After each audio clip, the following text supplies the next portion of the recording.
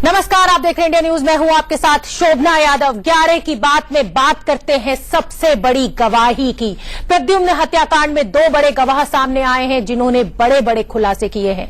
पहले गवाह हैं अभिभावक सुभाष गर्ग, जो कत्ल के वक्त रायन पब्लिक स्कूल में ही मौजूद थे। उन्होंने हत्या के तुरंत बाद का वीडियो भी बनाया। सुभाष गर्ग ने खुलासा किया कि कंडक्टर अशोक हत्या के बाद स्कूल में ही मौजूद था और डांटने के बावजूद उसने खून से सने कपड़े साफ किए थे। वहीं दूसरे गवाह हैं उस बस के ड्राइवर जिसके कंडक्टर को प्रद्युम्न की हत्या के आरोप में गिरफ्तार किया गया है। ये 2 तस्वीरें हम आपको दिखा रहे हैं। पहले वो अभिभावक के सने कपड़े साफ किए थे। वहीं दूसरे गवाह हैं उस बस के ड्राइवर जिसके कंडक्टर को प्रद्युम्न की हत्या के आरोप में गिरफ्तार किया गया है। ये 2 तस्वीरें हम आपको दिखा रहे हैं। पहले वो अभिभावक हैं जिन्होंने ये पूरा वीडियो बनाया, सुभाष गर्ग, और दूसरा बस का ड्राइवर है सौरभ राघव। प्रद्युम्न हत्याकांड में अब तक की सबसे बड़ी गवाही और सबसे बड़ा खुलासा हुआ है। इस समय की बड़ी खबर हम आपको बता रहे हैं। जिस बस के कंडक्टर पर प्रद्युम्न की हत्या का आरोप है, उस बस का ड्राइवर सौरभ राघव मीडिया के सामने आया है। इंडिया न्यूज से एक्सक्लूसिव बातचीत में सौरभ राघव ने कहा कि बस में कोई चाकू नहीं था। वो रोज टूल बॉक्स को चेक करता था और प्रद्युम्न की हत्या के दिन टूल बॉक्स में कोई चाकू नहीं था, जबकि कंडक्टर अशोक ने कहा था कि वो बस में रखा पुराना चाकू साफ करने के लिए बाथरूम में गया था। सौरभ राघव ने यह भी कहा कि कंडक्टर अशोक का व्यवहार बच्चों के साथ बहुत अच्छा था। ऐसे में भरोसा नहीं होता कि अशोक ऐसा कर सकता है। सुनिए बस ड्राइवर ने क्या खुलासा किया।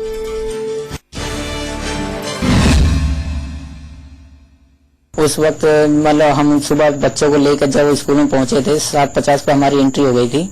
उसके बाद फिर मैं अपने बच्चों को गाड़ी को पार्किंग में लगाने के बाद मैं अपने ड्राइवर के साथ बैठ गया था। उसके बाद अशोक जो मेरा कंडक्टर है वो गाड़ी के पास से किस टाइम गया किस टाइम नहीं वो मुझे भी नहीं पता। उसके बाद फिर हमें ऑफिस की तरफ से हल्ला गुल्ला सुनाई दिया। हम उधर की तरफ गए हैं। उधर जाके मतलब हमने सोचा कोई सांप वगैरह निकल के आ गया है बाहर, तो मैंने एक कंडक्टर से कहा मैं डंडा लेके आया, सांप निकल आया है। पर उसके बाद जब हम ऑफिस के और करीब पहुंचे तो हमारे जेस थॉमस और जो हमारी मैडम अंजू वो अंदर से बाहर आती हैं और जेस थॉमस कहते हैं, मतलब चिल्लाते हुए आते हैं, और जेस थॉमस कहते हैं सौरभ जल्दी से गाड़ी लेके आओ।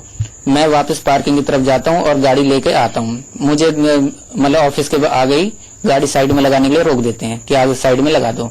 उसके बाद फिर बच्चे को वैगनार में, जो स्कूल की वैगनार है, उसमें बच्चे को हॉस्पिटल के लिए ले जाते हैं। ये बाद में कंडक्टर ने हमें बताया था कि बच्चे को हॉस्पिटल ले जाने के बाद कि मैं ही उसे अंदर से बाहर लेकर आया था, और जब हमने उसकी हालत देखी थी तो पूरा ऊपर से नीचे तक खून में सना हुआ था। बस में टूल बॉक्स में तो चाकू था नहीं, क्योंकि मैंने 2 दिन पहले ये टूल बॉक्स साफ करा था, उसमें चाकू था नहीं। बाकी अगर वो लेकर आया हो और बस में और कहीं रखा हो ये मुझे भी नहीं पता। टूल बॉक्स तो लगभग ज्यादातर रोज ही खुलता रहता है वो तो, क्योंकि कभी किसी चीज की जरूरत पड़ी कभी किसी चीज की, तो वो खुलता ही रहता है। नहीं, गाड़ी का ऐसा है कि 1.5 साल मेरे पास गाड़ी हो गई, पर अभी तक ऐसी कोई नौबत नहीं आई कि गाड़ी खराब हुई हो या चाकू की कोई जरूरत पड़ी हो। सर इस बात के बारे में मुझे नहीं पता, क्योंकि जब सीएनजी पे से हम आए थे तब हमने ये पुलिस वालों के साथ कंडक्टर को जाते हुए देखा था बस।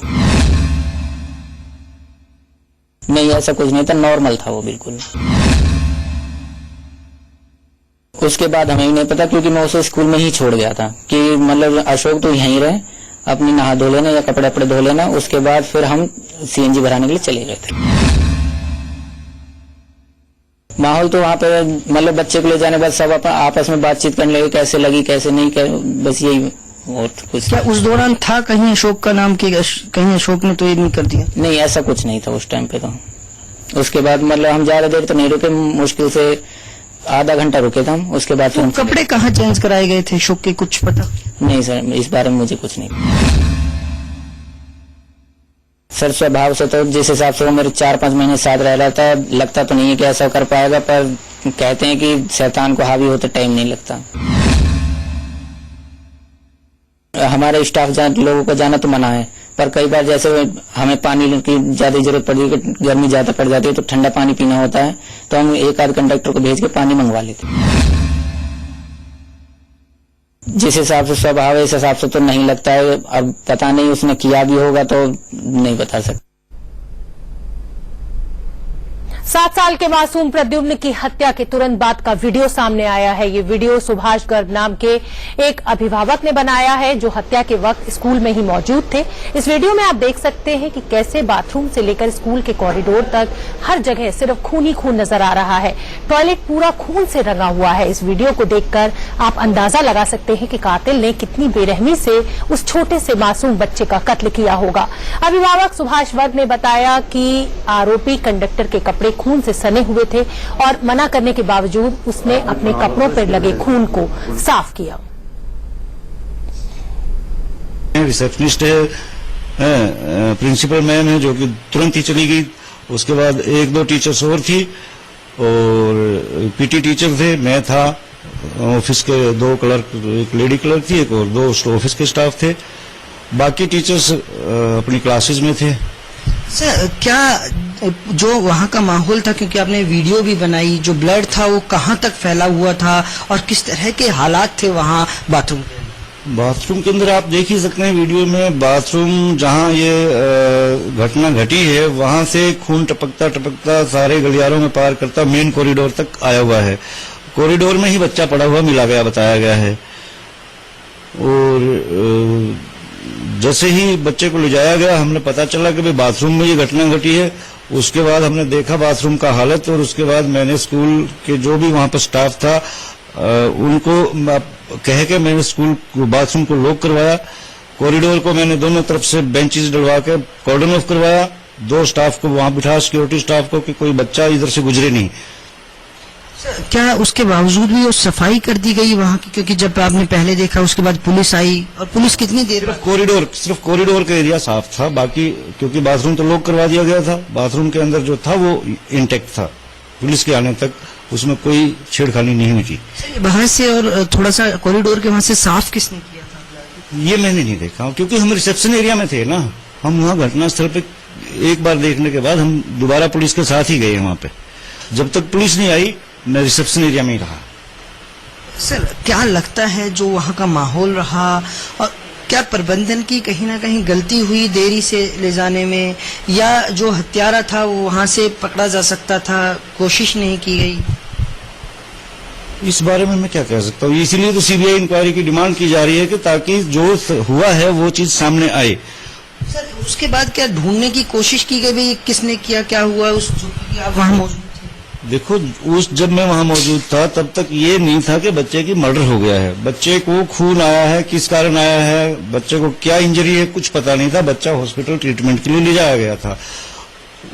ये उस दौरान की घटना है जब तक बच्चा was not declared dead. Family को कब किसने सूचना दी? जैसे ही बच्चे को हॉस्पिटल शिफ्ट किया गया, तुरंत फैमिली को फोन किया गया था।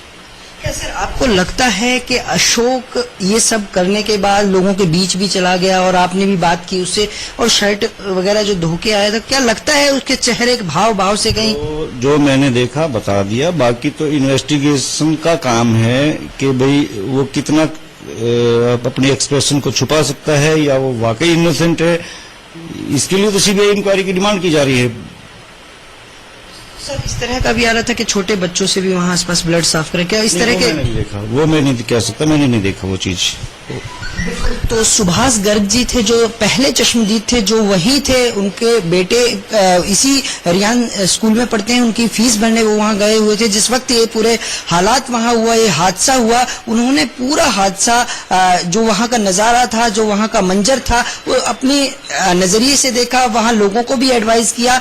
लेकिन सबसे बड़ी बात यह है कि अशोक लोगों के बीच था, और सुभाष गर्ग जी ने उससे बात भी की थी, लेकिन उसको साफ हिदायत भी दी थी कि जो शर्ट उसकी ब्लड में सनी है उसको साफ ना करे। लेकिन इसके बावजूद भी कॉरिडोर से ब्लड साफ किया गया, उसने अपनी शर्ट धोई। तो तमाम ऐसे सबूत मिटाने की जो कोशिशें थी वो कहीं ना कहीं प्रबंधन पर सवाल उठाती हैं। फिलहाल सुभाष गर्ग जी हर एक इस इन्वेस्टिगेशन में पुलिस को भी जानकारी देने के लिए तैयार हैं।